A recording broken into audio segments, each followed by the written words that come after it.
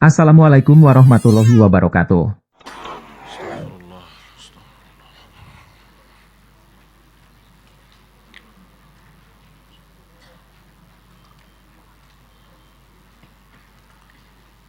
Bismillahirrahmanirrahim. Assalamualaikum warahmatullahi wabarakatuh.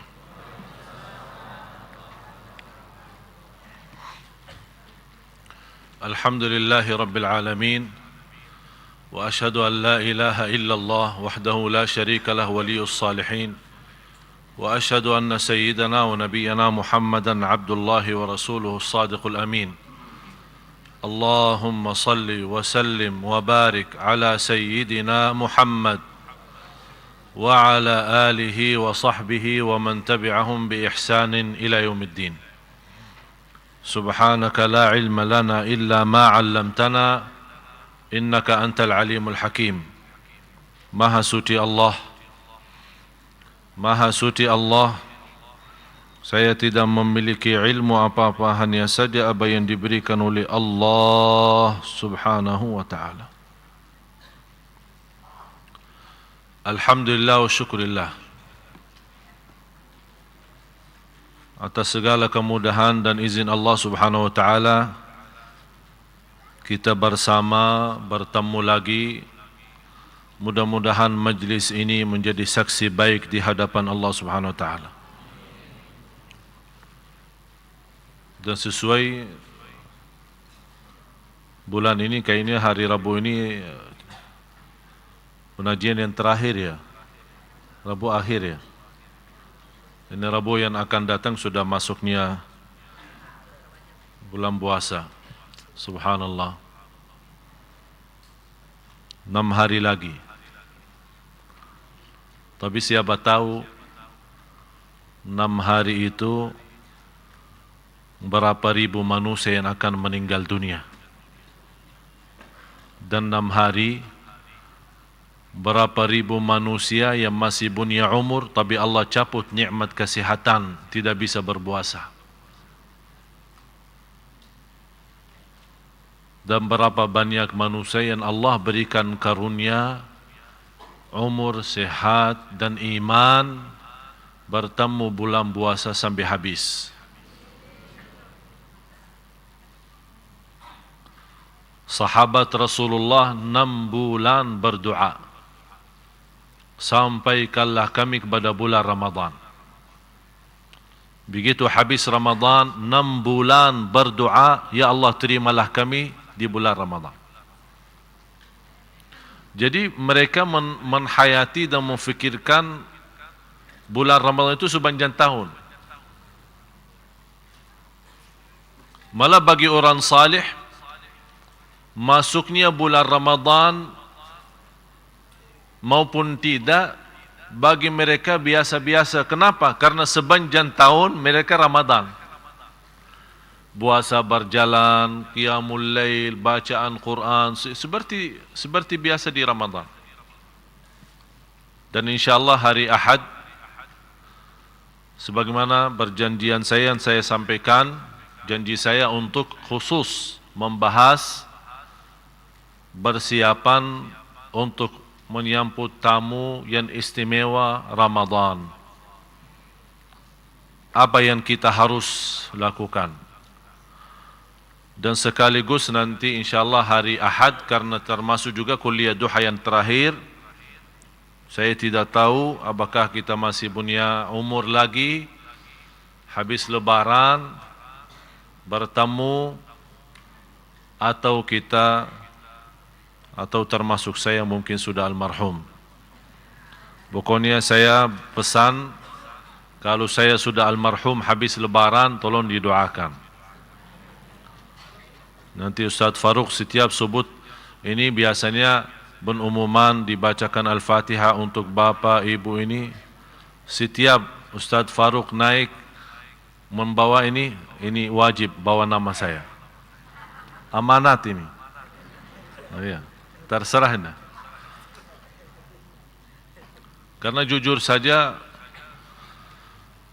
apalagi akhir-akhir ini, saya bicara jujur Bapak Ibu, hampir setiap malam saya mimpi mati.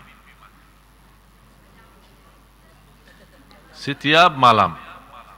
Amin. Yang penting saya harap doanya panjang umur, sebagaimana kata guru saya, kalau kita berdoa minta panjang umur, jangan minta panjang umur saja, tapi panjang umur yang berguna, panjang umur yang taat, panjang umur dalam keadaan iman. Inilah yang bermanfaat. Susah sekali kalau kita mendengar seorang, mohon maaf, semakin tua malah semakin parah. Ini masalah besar ini. Banyak diampuni oleh Allah kecuali orang yang tua, yang semestinya semakin tua semakin baik. Semakin tua berarti tanda-tanda mendekati kematian sudah timbul, sudah muncul, tapi dia masih berlaku zina, jauh dari Quran, jauh daripada, itu bahaya. Itu bahaya sekali. Oleh karena itu Rasulullah SAW sudah menjelaskan, di antara manusia yang dilaknati Allah Subhanahu wa taala yang sudah tua tapi masih berlaku zina. Maksudnya apa? Karena semakin tua yang namanya sudah tidak ada hawa nafsu ya, beda sama syahwatnya pemuda, seorang yang memang batinnya banyak tergoda. Oleh karena itu kita harus betul-betul berdoa. Sebenarnya Bapak Ibu, untuk meminta petunjuk dari Allah, insya-Allah kita semua dapat. Tapi yang perlu kita perhatiin saat berdoa, bukan hanya minta petunjuk, tapi kita harap petunjuk itu membawa kita sampai akhir hayat. Itu yang dinamakan istiqamah. Hidayah istiqamah, sedekah istiqamah, salat malam istiqamah, baca Quran, biar sederhana, biar sedikit-sedikit, tapi istiqamahnya itu luar biasa.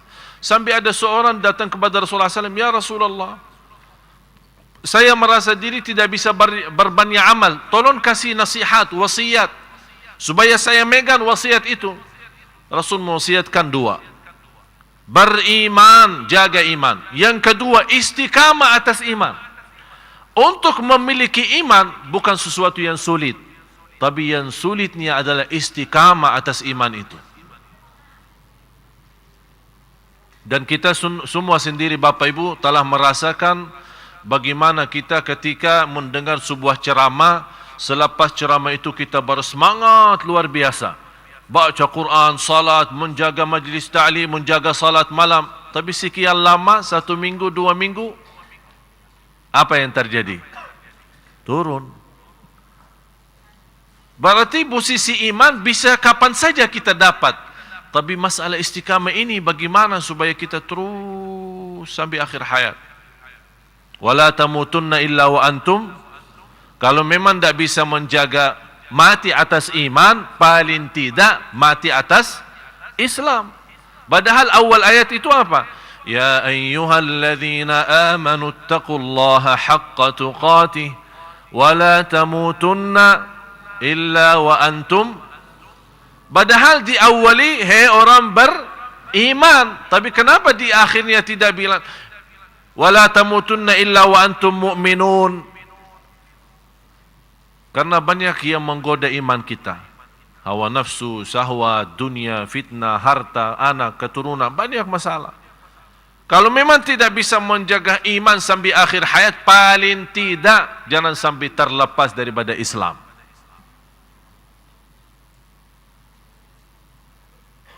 Karena posisi iman memang jauh lebih tinggi daripada Islam.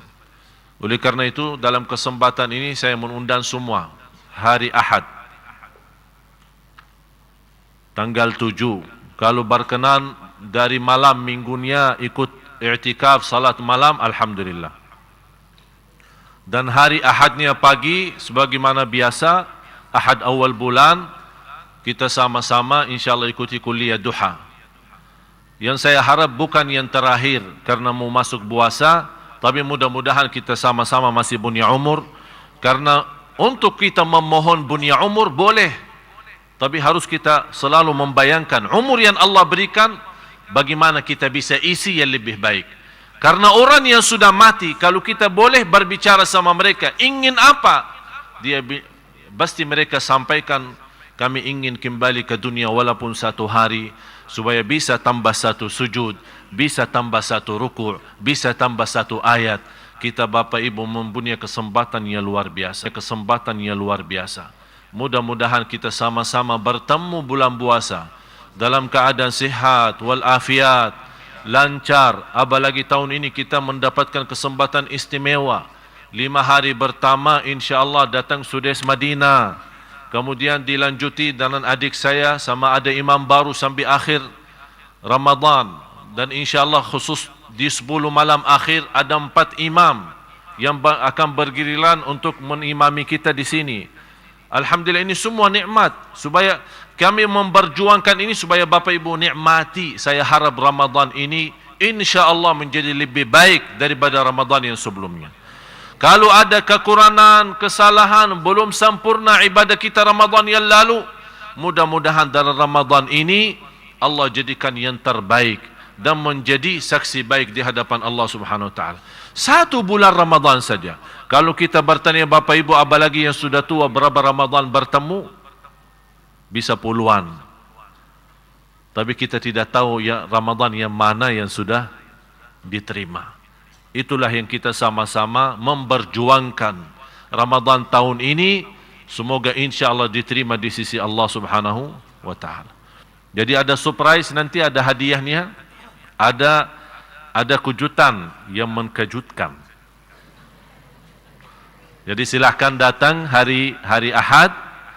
Insya-Allah semua para imam-imam kita akan tampil di sini. Di antaranya alhamdulillah 7 adik-adik saya. Ya, semua akan tampil di sini. Ada yang sudah nikah, ada yang belum. Pokoknya yang mau lewat saya, dah boleh langsung. Dah boleh langsung. Dan saya yakin orang tua bangga sekali karena bisa mendapatkan anak, apalagi tahun ini khususnya. Walaupun ayah saya agak sedikit sedih karena saya mencabut semua adik saya yang biasa bantu ayah saya di sana, jadi saya malah tarik di sini. Jadi kata ayah, ini yang tertinggal siapa aja? Jadi semua hampir, tinggal hanya Syekh Adli sama Abdullah yang paling bungsu yang umur 14. Hanya 2 orang, yang lain perempuan, yang laki-laki semua sudah di sini. Jadi insya-Allah bisa menjadi mudah-mudahan semangat buat keluarga kita, anak-anak kita, saudara-saudara kita, insya-Allah menjadi semua keluarga Al-Quran yang dicintai Allah Subhanahu wa taala. Silakan.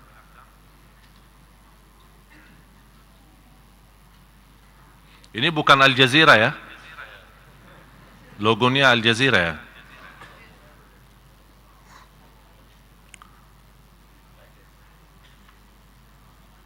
Bisa dibacakan yang ingin mau nulis.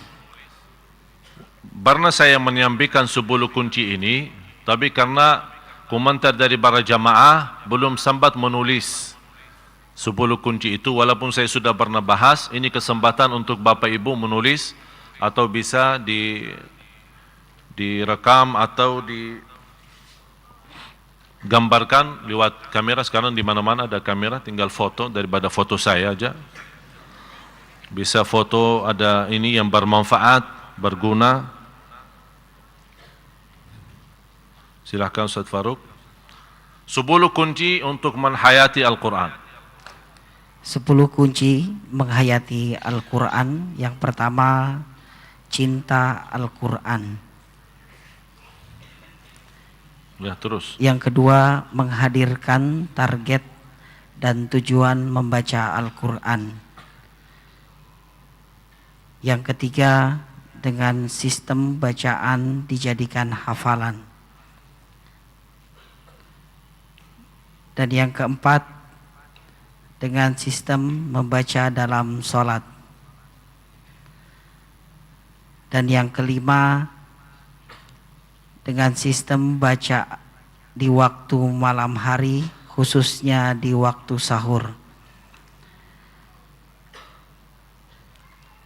Dan yang keenam, dengan mengeraskan suara dan melakukan bacaan Al-Quran. Kunci yang ketujuh, dengan cara mentartilkan Al-Quran. Dan kunci yang kedelapan, dengan metode mengulangi dan juga cara berhenti dengan tepat. Dan yang kesembilan, dengan membagi ayat-ayat dalam Al-Quran dalam sistem wirid. Dan yang terakhir, nomor 10 atau kunci menghayati Al-Quran nomor 10, yaitu dengan sistem mengikat bacaan Al-Quran.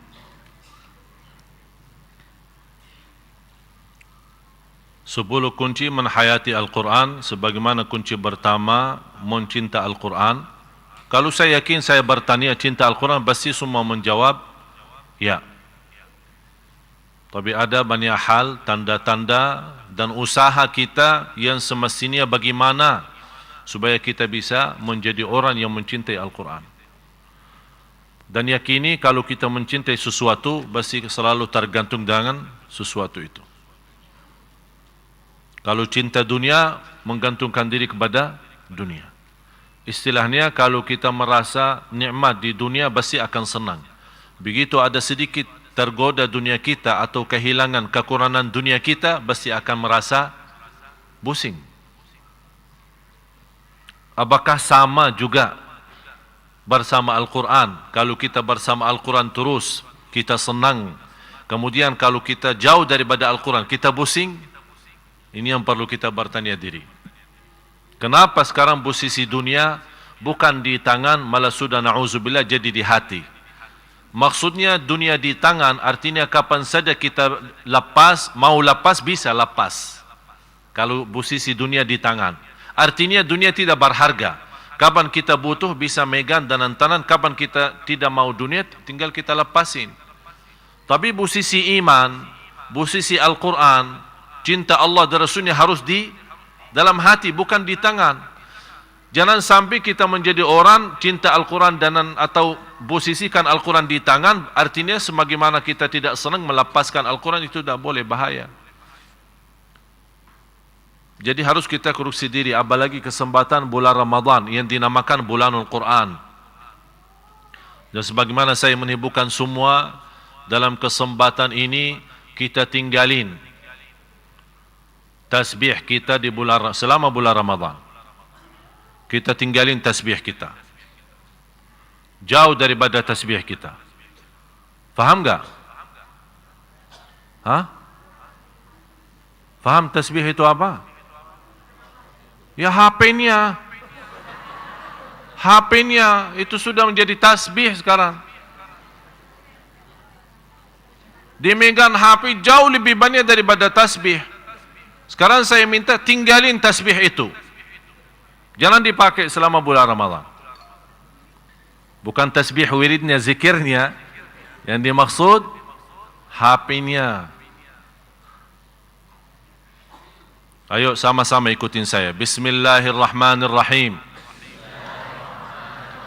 Nawaitu masuknya bulan Ramadan, saya akan jauhkan diri dari HP.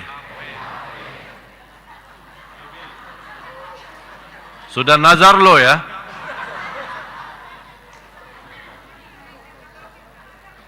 Ya memang kalau kita tidak bisa nikmati Ramadan, kita tidak tahu. Mohon maaf Bapak Ibu, bisa jadi Ramadan ini yang terakhir. Udah kita nawaitu betul-betul lillahi ta'ala. Kalau tidak bisa sepenuhnya, tidak apa-apa. La yukallifullahu nafsan. Yang dimaksud la yukallifullahu, langsung senang, hafal lagi. La yukallifullahu di sini bukan soal HP, ibadah. La yukallifullahu nafsan illa wus'aha.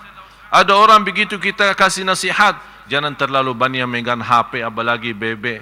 Apa dia jawab? Ustaz, la yukallifullahu nafsan illa usaha. Kalau memang tidak bisa sepanjang Ramadan, paling tidak 10 malam terakhir. Apalagi pas kita lagi i'tikaf. Saya harap besok kan malam minggu ya. Sebentar lagi malam minggu. Saya harap kalau kita ikut i'tikaf malam minggu tidak ada bunyi suara HP. Malah yang bunyi suara zikir kita. Suara gerakan tasbih kita.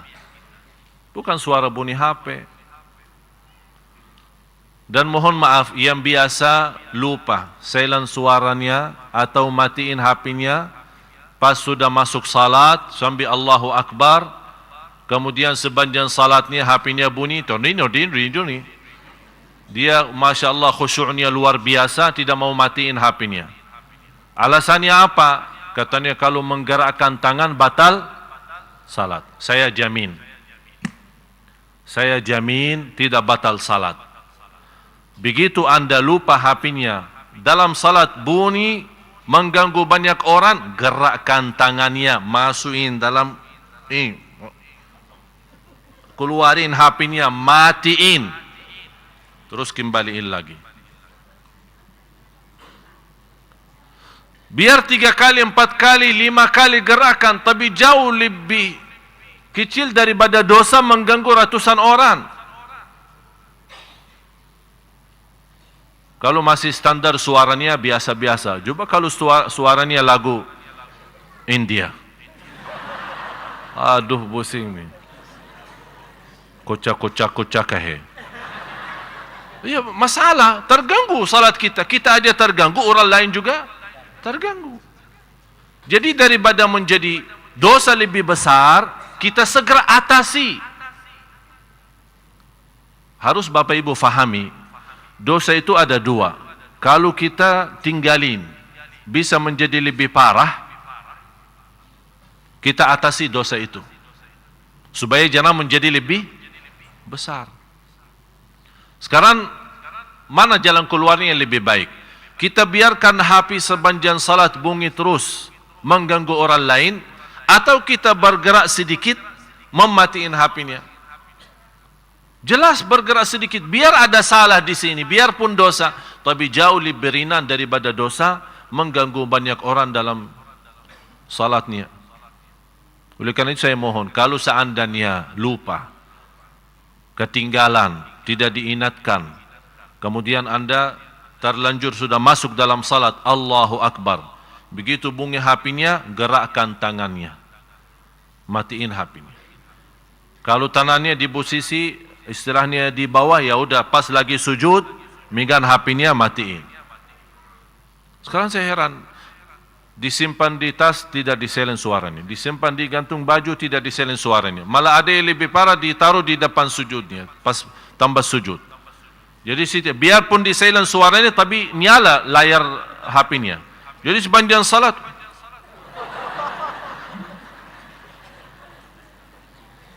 malah saya pernah perhatiin, bukan hanya berdiri dia lihat HP-nya, pas dia rukuk lihat HP-nya, pas sujud tahu posisi hidungnya di mana? Di atas HP, biar dia mau lihat siapa yang SMS. La haula wala quwwata illa billah. Bapak Ibu, sambil ibadah kita main-main. Kira-kira kalau kita di hadapan Bapak Presiden berani kita? Malu kan? Apakah kita harus membuat protokol kayak istana? Jadi setiap orang masuk harus diperiksa, tidak boleh bawa HP masuk ke dalam masjid. Karena sekarang kita mau ke istana kan tidak boleh bawa HP masuk ke dalam. Ya sekarang berarti kita minta tolong protokol istana, tolong awasi semua masjid. Tidak boleh orang masuk tambah ada tinggalin HP-nya bersama sandannya di luar sana. Atau kita minta tolong Sunda Kelapa, tolong pun urus sediain orang-orang yang amanat untuk menyimpan HP di luar. Jadi sebagaimana ada kotak buat sandal, ada juga kotak buat simpanan HP. Ya Allah, susah. Indonesia.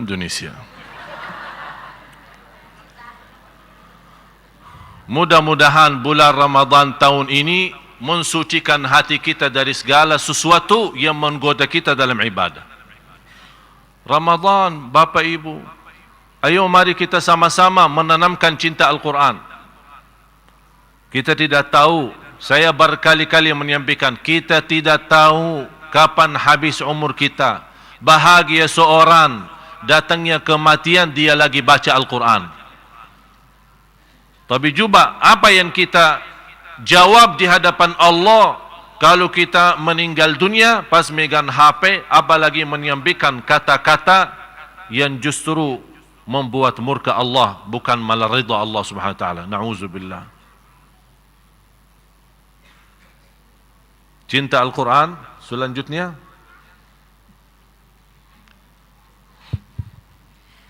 Menghadirkan target dan juga tujuan. Langsung masuk ke target. Ini tolong Bapak Ibu untuk simpan beberapa ayat untuk memahami kunci pertama yang dimaksud cinta Al-Quran. Harus senantiasa mempelajari beberapa hal. Yang pertama harus kita fahami dan yakini, kalbu adalah tempat pemahaman dan menhayati. Yang sebenarnya memahami dan menhayati adalah batin kita. Menhayati Al-Quran dan memahami Al-Quran adalah batin kita. Yang dimaksud adalah kalbu. Kalau posisi kalbu hidup saat membaca Al-Quran, berarti seluruh tubuh badan kita akan hidup. Di antaranya mata kita akan bisa begitu luar biasa, nangisnya luar biasa. Tangan kita akan begitu dianugerahkan oleh Allah Subhanahu wa taala, tidak mengambil sesuatu kecuali yang diridai Allah. Akan Allah hidupkan langkah-langkah kaki kita, selalu menjaga kaki tidak pernah ke tempat kecuali yang diridai Allah. Semua ucapan kita pun yang keluar, karena di sini sumbernya sudah hidup dengan cinta Al-Quran, keluar pun dari bacaan mulut kita, zikir kita, ucapan kita, semua menjadi sesuai yang kita cintai adalah Al-Quran.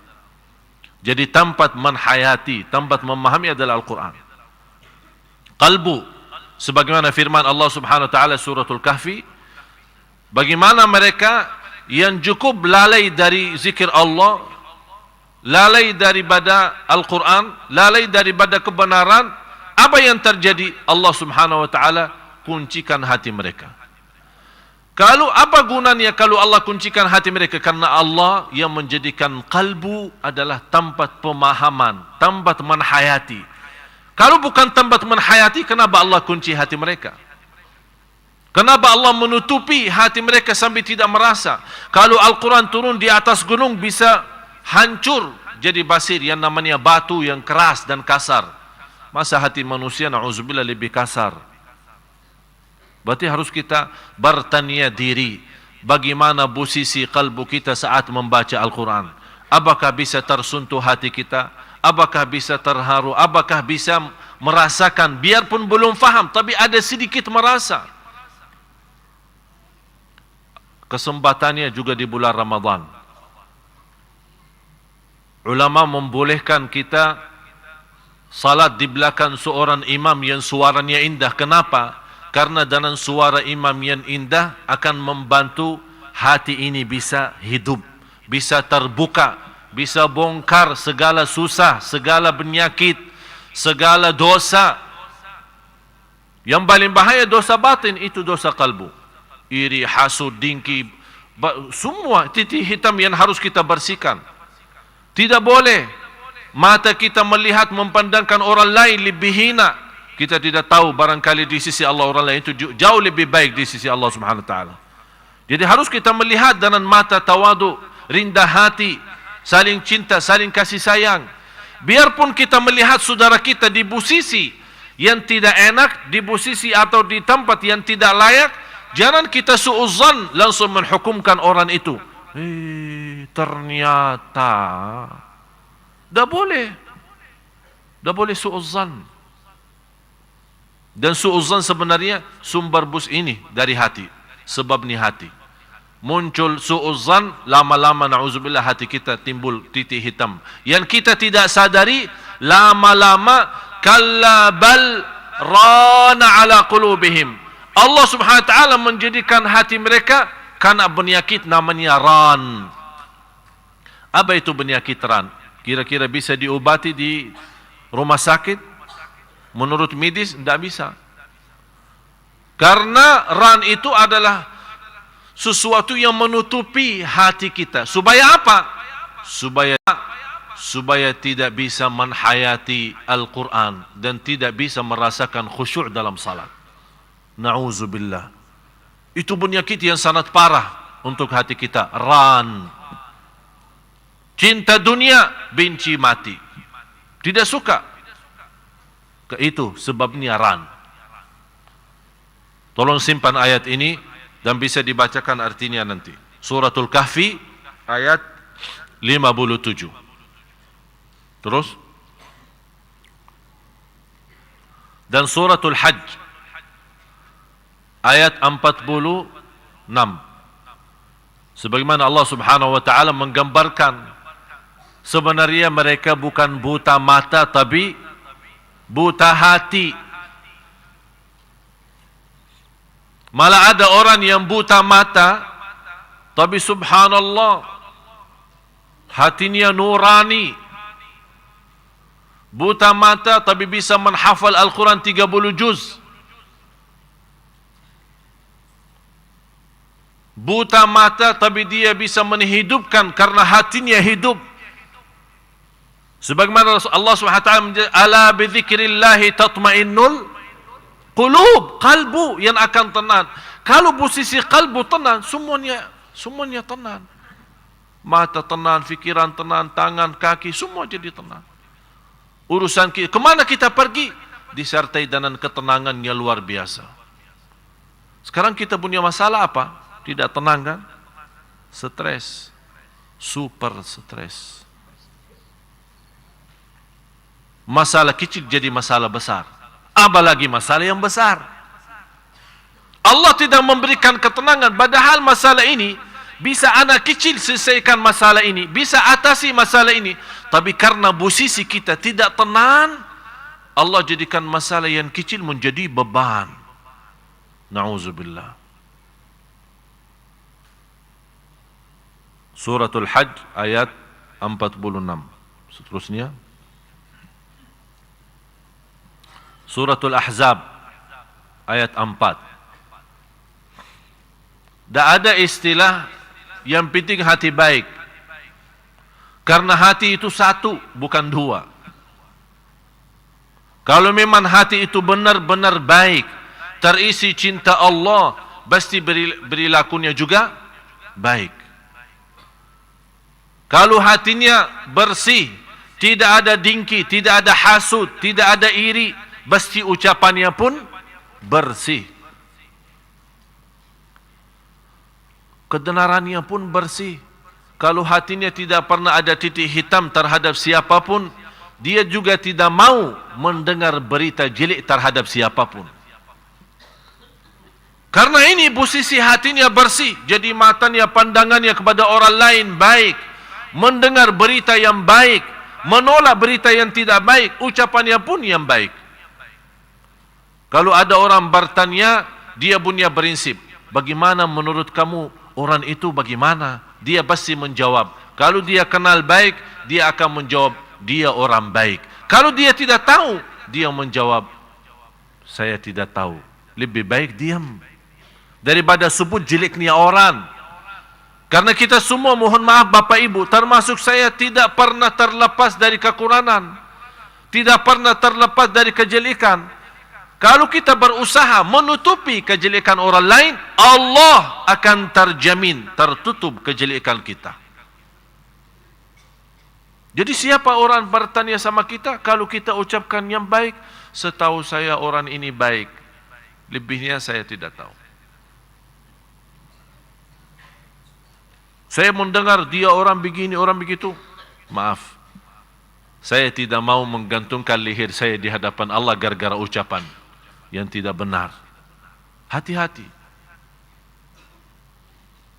Saya tidak minta anda membela orang lain berlebih-lebihan, tapi anda punya sikap dan prinsip, man kana yu'minu billahi wal yawmil akhir falyaqul khairan aw liyasmut. Barang siapa yang iman kepada Allah dan hari akhir. Kenapa Rasul disebutkan di hadis ini iman kepada Allah dan hari akhir? Karena dia tahu hari akhir. Bukan cukup hanya iman kepada Allah, karena dia tahu hari akhir ada tanggung jawab nanti. Allah akan bertanya, kenapa kamu ucapkan itu? Apa yang kita mau jawab? Oleh karena itu sengaja Rasulullah membawa kata iman kepada Allah dan hari akhir, hari pembalasan, supaya kita hati-hati. Tanda iman seorang, sempurna imannya kepada Allah, sempurna imannya kepada hari pembalasan, berkata yang baik atau diam. Tolong khususnya ayat ini dihayati dan dibacakan. Al-Ahzab ayat 4 dan seterusnya.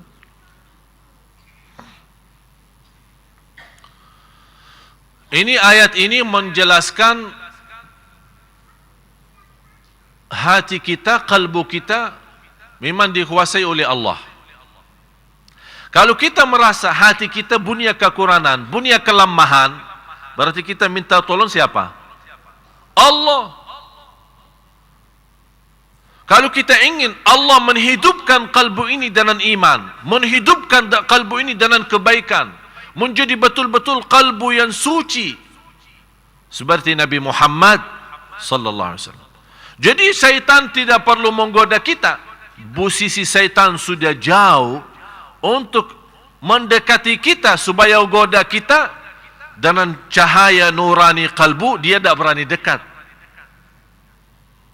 Sebagaimana Rasulullah menjelaskan, syaitan itu kalau lewat satu jalur, lihat Sayyidina Umar, dia lari. Jadi kalau misalnya Sayyidina Umar datang ke Masjid Sunda Kelapa, syaitannya lari ke sana, mungkin ke Masjid Istiqlal. Dia tidak mau datang di tempat jalurnya yang sudah dilewatin oleh Sayyidina Umar. Kenapa? Padahal kita tahu posisi, kalau kita bicara siapa yang terbaik di antara sahabat, ya jelas Sayyidina Abu Bakar, kemudian baru Umar radhiyallahu an, baru kemudian Utsman, kemudian Ali radhiyallahu an. Tapi karena Sayyidina Umar punya kelebihan, masing-masing sahabat punya kelebihan. Tidak ada yang sendiri sempurna, tapi masing-masing punya kelebihan. Sayyidina Abu Bakar ada satu posisi punya kelebihan, di posisi lain Sayyidina Ali punya kelebihan. Oleh karena itu semua sahabat termasuk hamba-hamba Allah yang telah diridai Allah Subhanahu wa taala. Sebagaimana kita semua baca, radhiyallahu anhum wa radu an. Semua sahabat tanpa kecuali yang sudah diridai Allah Subhanahu wa taala dan telah diridai oleh Rasulullah SAW. Pemirsa TV One, jangan kemana-mana. Ini mau azan ini. Ya, kita sama-sama dengar azan, baru kita lanjut sebentar.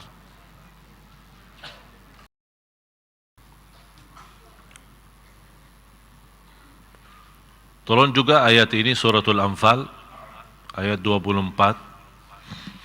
Allah Subhanahu wa taala menggambarkan yang barang siapa yang ingin dihidupkan oleh Allah Subhanahu wa taala hatinya, kalbunya, membahagiakan kehidupannya, istajibu lillahi walir rasul.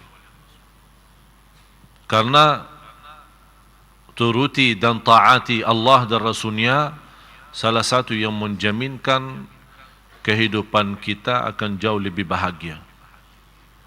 Dan apapun masalah yang dihadapi oleh manusia, sebenarnya kalau kita mendalami sedikit ya, kalau kita berfikir secara benar, berfikir secara serius, berfikir secara adil, apapun masalah yang dihadapi oleh manusia, itu sebenarnya bukan dari Allah. Itu adalah perbuatan kita. Cuba perhatiin, berapa kali kita tinggalin salat subuh? Berapa kali kita tinggalin sunnah qabliyah ba'diyah? Berapa kali kita masbuk dalam salat jamaah? Berapa kali kita janji sama orang tapi tidak menghargai janji itu? Padahal kita kan sama-sama pernah membaca hadis Rasulullah SAW, salah satu tanda orang munafik yang suka menjanjikan tapi tidak benar, tidak pernah tepati janjinya. Berapa kali kita berbohong? Ada orang berkata, saya tidak sengaja berbohong, tapi namanya apa? Ini orang sudah ucapan bohong, katanya tidak sengaja. Atau ada istilah lain, katanya bohong putih katanya. Setahu saya ada bawang putih, bukan bohong putih. Bohongnya apa saja, kecil besar semuanya jadi dosa. Namanya bohong. Hati-hati.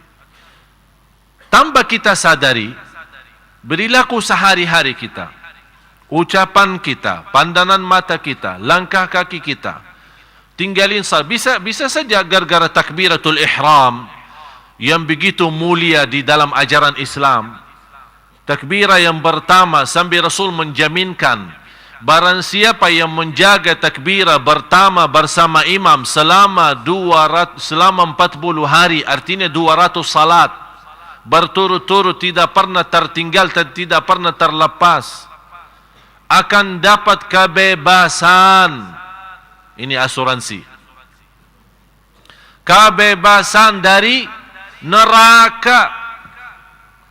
Masa kita tidak ingin membebaskan, lepaskan diri dari neraka? Hanya apa?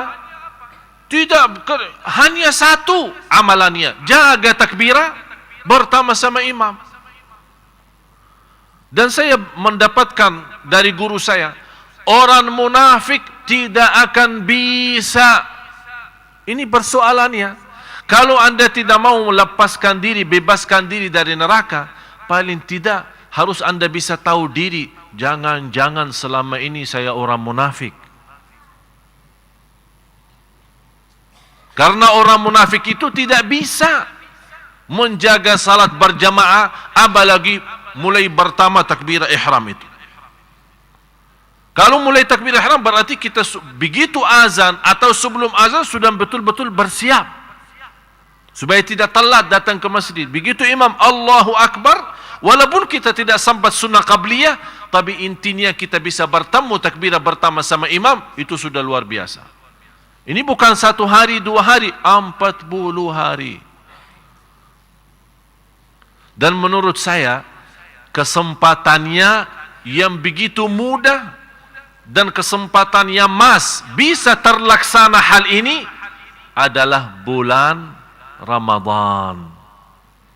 Tinggal kita tambah lagi 10 hari habis Ramadan, bebas dari 2, dari neraka dan dari orang munafik. 30 hari. Menurut saya Ramadan itu adalah training. Ikut training, tapi sama siapa? Sama Allah. Masuk seminar itu selama 30 hari. Selesai dari situ, dari training itu, insya Allah dapat sertifikat bebas dari neraka Jahannam. Luar biasa, hadiah besar. Kita semua setiap salat sambil menjadi hampir jadi wajib. Hampir jadi wajib. Setiap di Indonesia, selama saya di Indonesia, setiap doa pasti ada waqina adzaban nar. Rabbana atina, itu hampir jadi wajib. Setiap doa pasti ditutupi Rabbana atina fid dunya hasanah. Malah kadang-kadang kalau kita mendengar doa tidak ditutupi Rabbana atina, kayaknya belum sempurna. Sampai menjadi sebuah budaya, tradisi Indonesia. Waqina adzaban nar, setiap hari kita minta. Boleh kita jaga doa ini, bagus. Tapi di samping doa ada usaha dan ikhtiar supaya kita betul-betul dapat doa kita diijabah. Waqina adzaban nar. Tapi kita setiap salat waqina adzaban nar, waqina adzaban nar, waqina adzaban nar. Tapi tidak pernah jaga salat jamaah, apalagi salat subuh. Berarti seolah-olah kita tidak mau diterima doa kita. Kita sendiri yang milih itu.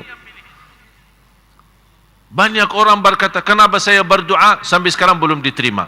Kata siapa belum diterima? Sudah diterima, tapi jawabannya agak lama. Panjang proses. Bisa setahun, bisa 10 tahun, bisa 20 tahun. Ada riwayat Nabi Yusuf AS berdoa terus dalam binjarannya. Ada yang riwayat 8 tahun, ada yang malah sampai 40 tahun baru bisa diterima. Tapi harus kita bertanya diri yang menghambatkan doa kita. Kenapa? dosa kita. Doa berjalan, ketiduran dari salat subuh berjalan. Oh, fantas doa kita kok lama-lama. Soalnya kita kalau berdoa bagi jalan tikus, tidak mau bagi jalan tol. Mau doa cepat bagi jalan tol. Jalan tolnya apa? 5 waktu salat berjamaah. Karena bahasa, dari sisi bahasa, kalau kita bertanya Bapak Ibu, apa artinya salat dalam bahasa Arab?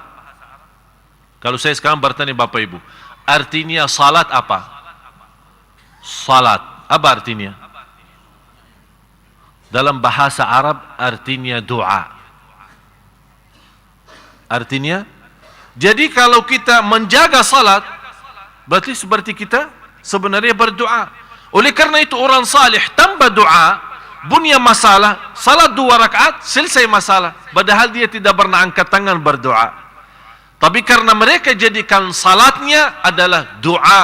Karena memang dalam bahasa Arab, arti daripada salat adalah doa.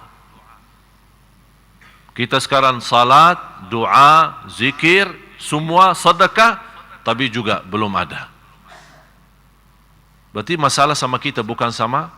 Kenapa orang dulu yang salih hanya dalam salat selesai masalah, kita salat, sedekah, puasa, qiyamul lail, i'tikaf, datang musunda kelapa, ikut majlis ta'lim, ikut ini, kok dah selesai-selesai. Berarti masalahnya bukan masalah banyak amal. Masalahnya kita memang banyak amal, tapi juga mohon maaf masih banyak dosa.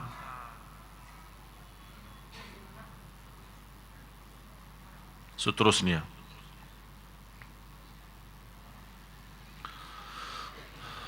tolong hafal kata hikmah ini.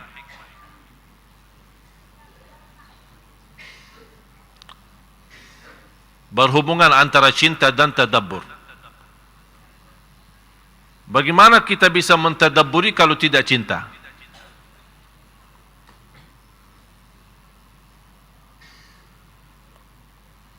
Cinta sumbernya dalam hati, tadabbur itu adalah usaha dan ikhtiar. Tidak akan bisa mentadabburi dan menhayati kalau hati kita belum rasa cinta terhadap Al-Quran. Harus kita memahami, manakala kalbu kita mencintai sesuatu, pasti akan tergantung pada sesuatu itu. Cinta dunia akan tergantung kepada dunia. Kehilangan dunia pasti akan sakit hati. Cinta salat akan sakit hati saat kita merasa jauh daripada salat. Artinya apa? Kalau kita cinta salat, kita akan merasa nikmat dan bahagia pas lagi salat. Begitu kita menjauh dari salat, kita merasa tidak tenang. Kalau sudah muncul perasaan ini, itu tanda Anda cinta salat. Tapi ternyata kalau kita salat maupun ketiduran dari salat biasa saja, oh bahaya. Bahaya kalau lewat amal salih belum kita sempat laksanakan di waktu yang tepat, itu bahaya. Harus kita bertanya, ya Allah, sampai hati saya tidak ada rasa nangis, tidak ada rasa sedih. Ada orang begitu bangun, dia lupa hari ini Senin. Hari ini hari Senin ya. Dia jaga puasa Senin Kamis. Tapi subhanallah, hari itu sampai jam 10 baru dia ingat hari ini Senin.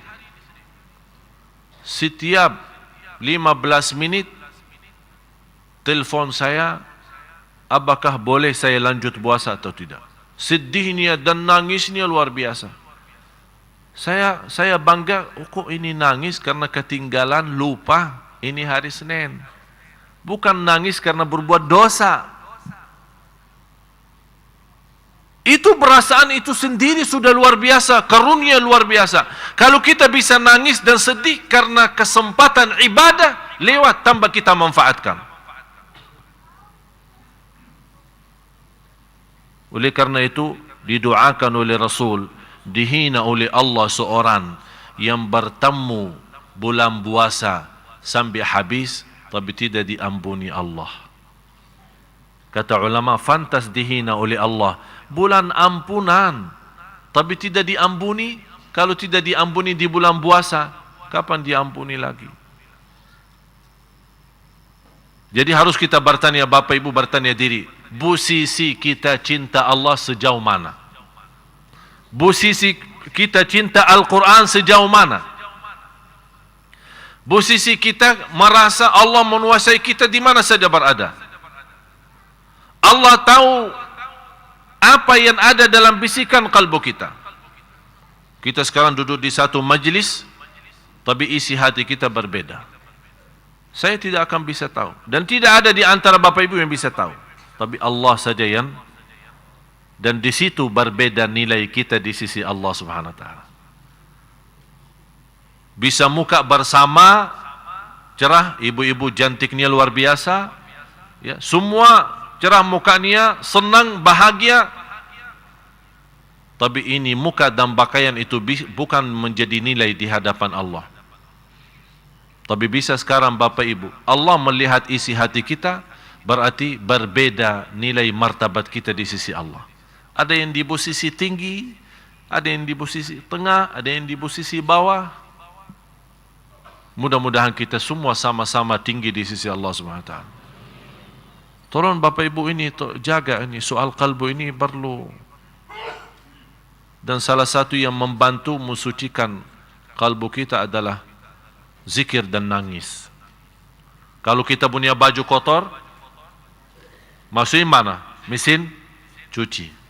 Begitu habis dicuci, ternyata belum bersih. Apa yang kita lakukan? Pakai tangan kan? Tidak cukup, tambah lagi sabunnya. Tidak cukup dibersihkan dengan air. Kalbu kita juga perlu sabun dan air.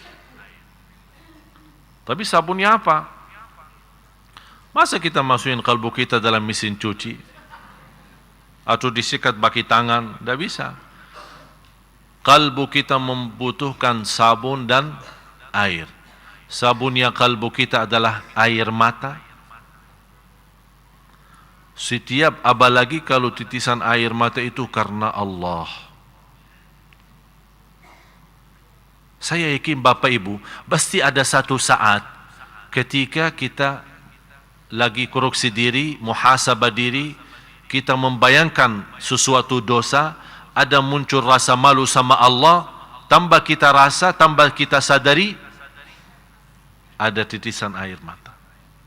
Tiba-tiba, karena posisi begitu mendadak, ada titisan air mata dari mata kita, berarti posisi kalbu kita di titik itu lagi nurani, lagi cerah, lagi terbuka. Tapi kadang-kadang malah kita ingin nangis, malah tidak bisa-bisa. Betul enggak? Kok saya ingin nangis? Jadi masalah bisa nangis itu sebenarnya itu karunia Allah, bukan masalah kita mau atau tidak mau. Cuman saat kita ingin nangis, ini masalahnya kuncinya di hati. Bagaimana supaya kita bisa nangis? Karena kita membaca salah satu karunia Allah yang diselamatkan dari siksa neraka Jahannam, orang yang nangis karena Allah.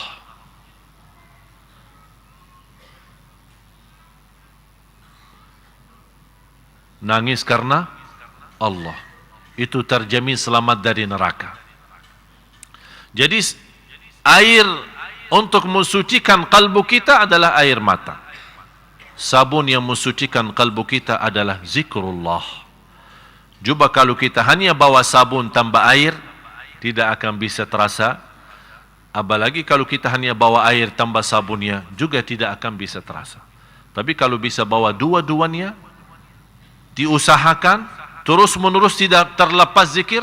Yang saya maksud, apalagi zikir yang saat sendirian. Saya yakin Bapak Ibu suka berzikir, sepanjang hari berzikir, sepanjang jalan berzikir. Ini bisa zikir sambil kita, pandangan mata kita sibuk, lihat kanan kiri. Tapi yang saya maksud, coba Bapak Ibu usahakan setiap malam Anda punya setengah jam. Anda punya setengah. Di antara guru-guru saya, subhanallah, mereka Di antaranya kalau ada satu malam dalam satu minggu, itu tidak boleh ketemu siapa-siapa. Keluar dari kamar, salat, balik lagi. Sambil mereka jaga puasa. Buka puasa pun istrinya masukin buka puasa dari bawah pintu kamar. Kurma, beberapa biji kurma sama sedikit air buat buka. Tidak berkata-kata, tidak bertemu siapa-siapa. Sepanjang mereka bersendirian di kamar itu untuk hanya berzikir kepada Allah. Dan tidak ada seorang ulama sukses dalam dakwahnya, dalam perjuangannya, pasti punya waktu tertentu bersama Allah. Dan saya nasihatin, Anda ingin sukses dalam urusan apa saja, dalam agama, dalam dunianya, dalam berkembang perjuangannya, khususkan waktu. Terserah Anda milih. Saya tidak mau berkata hari apa atau malam apa, tapi jauh lebih baik malam hari. Kenapa malam hari terpilih? Inna nasyi'atal laili hiya ashaddu wat'an wa aqwamu qila. Kata Allah dalam suratul Muzammil, ibadah di malam hari, zikir, baca Quran, termasuk hafalan di malam hari sangat terkesan. Oleh karena itu, sebaik-baik salat sesudah fardu, salat malam, bukan salat siang. Kenapa dibilang salat malam? Karena memang di situ ada rahasia. Semuanya tidur, hanya kita sendiri bangun, mengangkat tangan, curhat sama Allah, berbicara sama Allah. Apalagi kalau kita bisa khususkan satu malam, tidak kemana-mana, hanya sama Allah. Mau kemana? Saya ada malam minggu sama Allah, ada urusan sama Allah. Masa sekali-kali kita keberatan? Saya tidak minta setiap malam, seminggu sekali. Coba khususkan. Apa itu sebelum tidur atau sesudah bangun tidur? Kalau Anda merasa diri malas, kalau sudah tidur nanti terlanjur tidak akan bangun, bisa subuh aja lolos. Ya udah, sebelum tidur duduk setengah jam, 1 jam, salat 2 rakaat, terus duduk di atas sajadah, berzikir kepada Allah. Subhanallah walhamdulillah wa la ilaha illallah wallahu akbar. Sambil Anda menhayati, Anda lagi sebut nama Tuhan yang Maha Agung. Allah anugerahkan lidahnya untuk berbicara. Maha suci Allah, segala puji bagi Allah. Tidak ada Tuhan selain Allah. Allah Maha besar. Sebaik-baik zikir itu subhanallah walhamdulillah wa la ilaha illallah wallahu akbar. 2 kata, ringan di atas lidah, berat di atas timbangan, dicintai Allah. Subhanallah wa bihamdih, subhanallahil azim. La haula wa la quwata illa billah. Kita duduk, kita ingat, ya Allah, tidak punya upaya dan daya untuk lawan hawa nafsu, tidak punya upaya dan upaya untuk melawan cobaan, tidak punya upaya dan daya untuk melawan syahwat, tidak punya upaya dan daya untuk melawan semua. Sambil kita membawa la haula wa quwwata, Rasulullah SAW bersabda, la haula wa la quwwata illa billah, mengatasi dan menobati 70 macam penyakit dan macam bermasalah. Itu hanya la haula wa quwwata illa billah. Yang saya harap Bapak Ibu, apalagi hanya tinggal 6 hari, InsyaAllah Bapak Ibu bersedia dalam 6 hari yang akan datang, biar sekali sebelum masuk bulan puasa, apa yang baru saya sampaikan kita bisa laksanakan. Boleh? Bisa? Bisa insyaAllah. Duduk bersama, wallahi ni'mat. Cukup kita merasa aku bersama Allah, nikmati. Karena kita tidak tahu kapan bisa bersama Allah lagi di dunia. Nikmati bersama Allah, supaya nanti kalau kita besok betul-betul lagi di posisi sendiri, di kubur, sendiri nanti di hari kiamat, Allah akan jadi bersama kita. Karena kita di dunia kan banyak orang, kita tak bisa sendiri kan? Malah kalau kita berusaha sendirian dianggap, apa ini orang-orang? Kok suka sendiri, suka tak mau ngomong, dianggap gila kan? Apalagi kalau kita bertemu, mau bicara, tidak mau ngomong apa-apa. Karena dia berusaha untuk menjaga ucapannya. Tapi lingkungan tidak akan mendukung. Inti lagi puasa dah ngomong ya. Serba salah. Kalau saya ngomong jadi malah berantakan nazar saya. Kalau saya mau berzikir dianggap anehnya manusia. Sekarang orang yang berzikir sepanjang hari, coba ini orang gila tahun 2013. Gilanya orang yang sepanjang waktu berzikir, tapi tidak gila yang sepanjang waktunya megang HP. Mana yang gila yang sebenarnya? Yang gila sebenarnya mana? Saya bingung kalau, apalagi pas mau tidur. Coba lihat, kalau pas tidur, yang dekat bantal kita apa? Quran atau HP? Jelas HP. Sambil tidur stres. Kalau tidur boleh menadu kepada Allah, ya Allah, aku mau tidur, tidak bisa tidur gara-gara HP. Tidur aja mau menadu, melaporkan kepada Allah SWT. Masalah. Lagi bangun tidak tenang, mau tidur pun tidak tenang. Sebagaimana saya pernah telepon seorang, dia angkat. Assalamualaikum. Astagfirullahaladzim. Kayaknya mengganggu ya. Udah apa-apa. Ya, sampai tidur tenang. Alhamdulillah, selama waktu saya masih megang HP, tidak pernah tidur ada di samping saya ada HP. Tidak pernah. Alhamdulillah, samping saya istri. Bukan HP. Mau apain HP?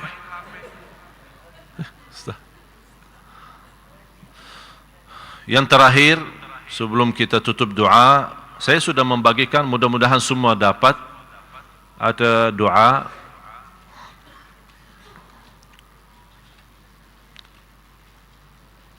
Ada ulama menamakan doa ini doa cinta Al-Quran. Ya sebenarnya doa ini bukan hanya khusus cinta Al-Quran, bisa dinamakan apa saja. Doa untuk hajat kita, doa untuk keinginan kita. Memang doa ini luar biasa.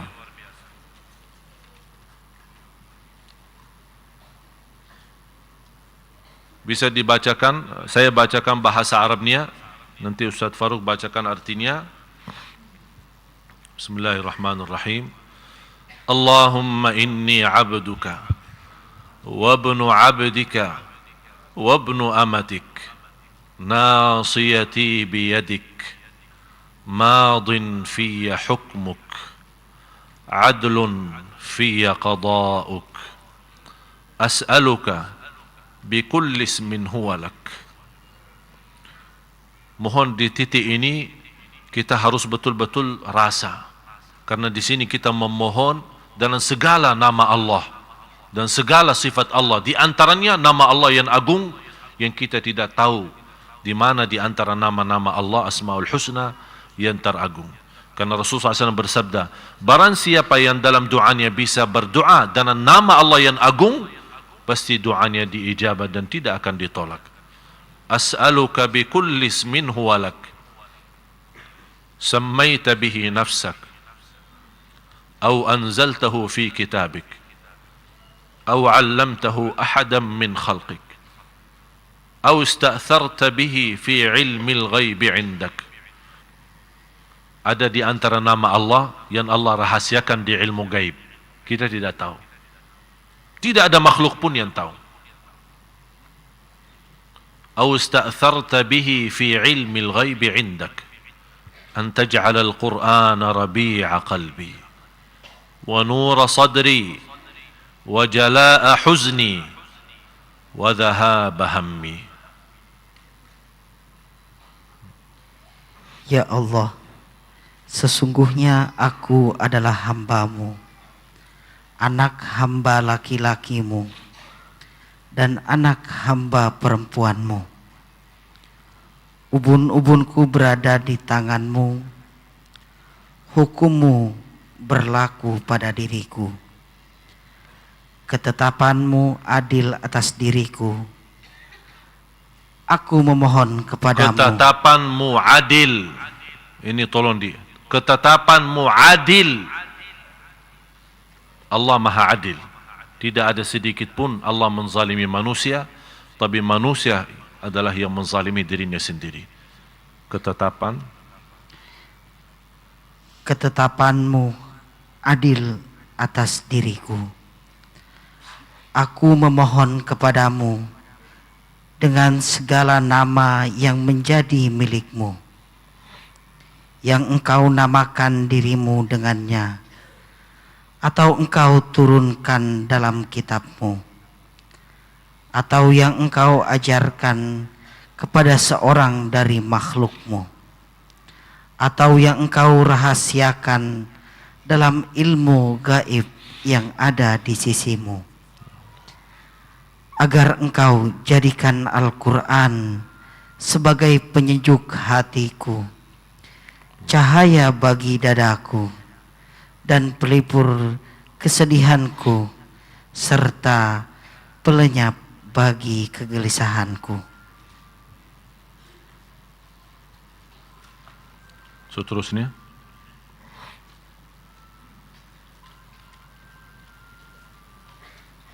doa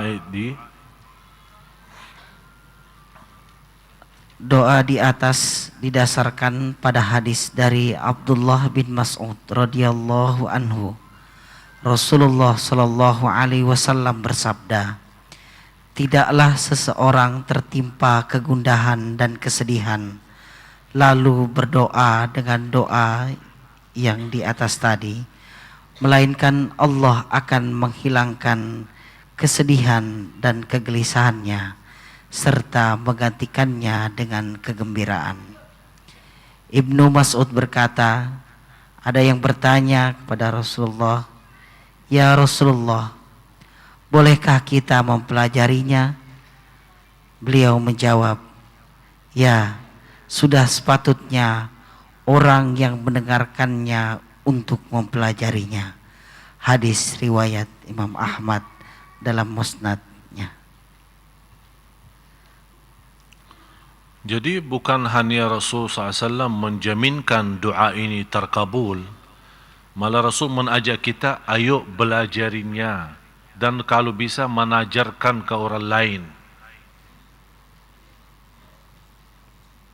Ini termasuk salah satu doa, bukan hanya Rasul sebutkan doa ini, tapi Rasul juga mengajak kita belajari, dalami, hayati. Ini permintaan besar dari Rasul. Kalau Rasul meminta sesuatu ini, berarti ada sesuatu yang baik bagi kita dalam doa ini. Cukup Rasulullah berjanji, barang siapa yang berdoa akan Allah hilangkan segala kesusahannya. Apakah kita tidak percaya janji Rasul? Percaya enggak Bapak Ibu?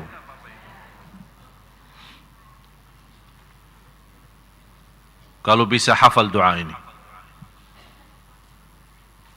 Kalau kita sering, saya yakin, kalau sering kita baca doa ini, biarpun kita megang fotokopinya, insya Allah tidak lama kita bisa menghafal. Tapi dirutinkan. Ibu saya hafal suratul Kahfi karena setiap Jumat maupun malam Jumat baca Al-Kahfi hafal.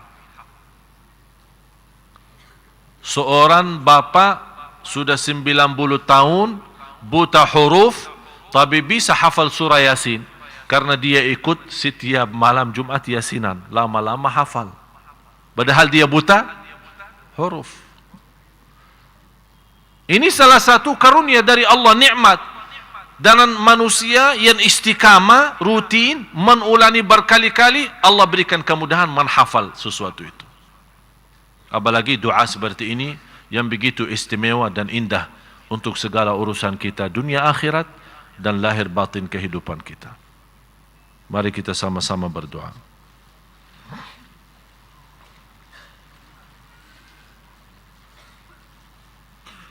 Saya akan mulai doa dalam malam ini, mulai dengan doa ini. Dan saya harap semua, tolong, saya mohon, ayo mari kita hayati. Anda sudah memegang bacaan Arabnya, bacaan Latinnya, dan juga artinya.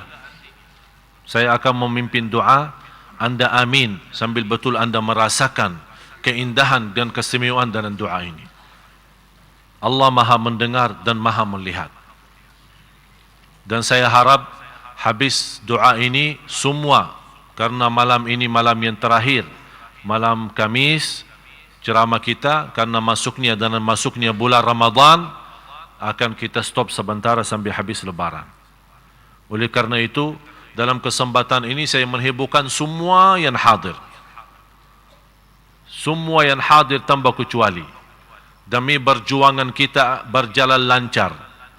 Bulan Ramadan, alhamdulillah tahun ini kita mendapatkan istimewa menghadiri banyak imam. Oleh karena itu, saya memohon semua yang hadir tanpa kecuali, marilah kita sama-sama tuliskan nama anda menjadi orang yang memperjuangkan program Ramadan tahun ini. Dan infaknya, sedekahnya, seikhlasnya, lebih baik banyak ikhlas daripada sedikit tidak ikhlas. Amin. Tak usah ketawa, amin aja. Amin. Biarpun